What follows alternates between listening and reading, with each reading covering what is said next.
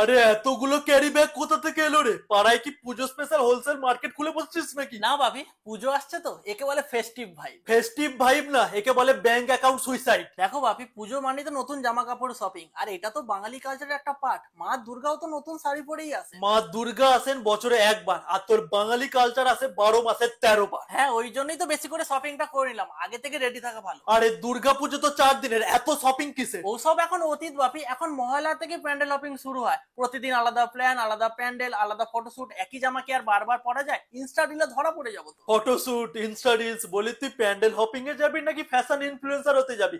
একটা কথা অলওয়েজ মনে রাখবি, জামা পাল্টালি মানুষ পাল্টায় না।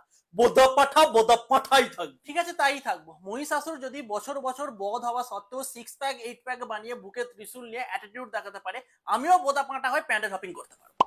লজ্জাবোধ বলে কিছুই নেই দেখছি, নির্লজ্জের মতো হেসে যাচ্ছে। বাপি, পুজো মানেই তো হ্যাপিনেস, আর তুমিই তো বলো ছোট ছোট জিনিসে খুশি খুঁজতে। আগে হ্যাঁ, ছোট ছোট জিনিসে খুশি খুঁজতে বলেছি, এই ছোট ছোট বিল জমা করে আমার জন্য বড় লোন খুঁজতে বলিনি তোকে। তবে যাই বলিস, পুজোর আসল ফিল তো আমাদের সময় ছিল, ভক্তি ভরে ঠাকুর দেখা আর খিচুড়ি ভোগ খেয়ে বাড়ি ফিরে আসা। তো আমরা কি ভক্তি ভরে ঠাকুর দেখি না? ভক্তি ভরে ঠাকুর দেখিস কিনা জানি না, তবে ফোনের মেমোরি ভরপুর ভরে ভিডিও ক্লিপ নিস ইনস্টা রিলের জন্য, সেটা আমি জানি। আরে বাপি, ভিডিও না করলে পুজোর মেমোরিজ গুলো টিকবেই বা কিভাবে? আর তুমিই তো বলো স্মৃতি অমর, তাই তো আমি ওই স্মৃতিকে 30 সেকেন্ডের রিল ফরম্যাটে অমর করে দিই। স্মৃতি অমর করিস, কিন্তু মনে রাখিস আমার পকেট মরণশীল। রিল বানাতে বানাতে ফোনের মেমোরি ভর্তি করিস, আর শপিং করতে করতে আমার ব্যাংক অ্যাকাউন্ট খালি করিস। আরে বাপি, পুজোর শপিং এটা কি শুধুই খরচ? একদমই না, এটা একটা ইনভেস্টমেন্ট। পুজোয় ফ্রেশ লুক দিলে আমার ফিউচার গার্লফ্রেন্ডও তো ইমপ্রেস হবে না? Future girlfriend? তোর ফিউচারে যদি কিছু থাকে সেটা শুধুমাত্র অন্ধকার।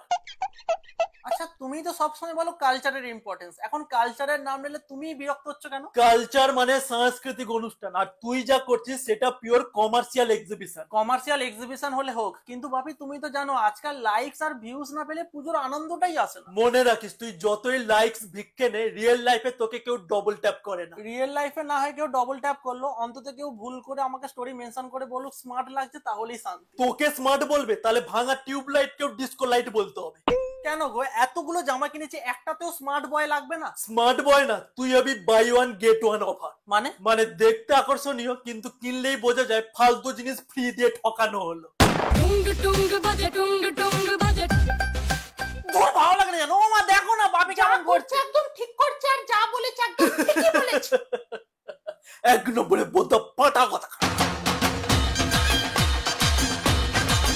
হ্যালো ফ্রেন্ডস, ভিডিওটা যদি তোমাদের ভালো লাগে প্লিজ লাইক করা, খুব খুব শেয়ার করা। ভিডিওটা কেমন লাগলো অবশ্যই কমেন্ট করে জানিও, আর তোমাদের পুজোর শপিং কত দূর সেটা অবশ্যই জানিও। আর প্লিজ এই চ্যানেলটা সাবস্ক্রাইব করে দাও, পাশে বেল আইকনটাকে ডং করে বাজিয়ে দাও। দেখা হচ্ছে পরের ভিডিও খুব শীঘ্রই, ততক্ষণ টেক কেয়ার, বাই, টাটা।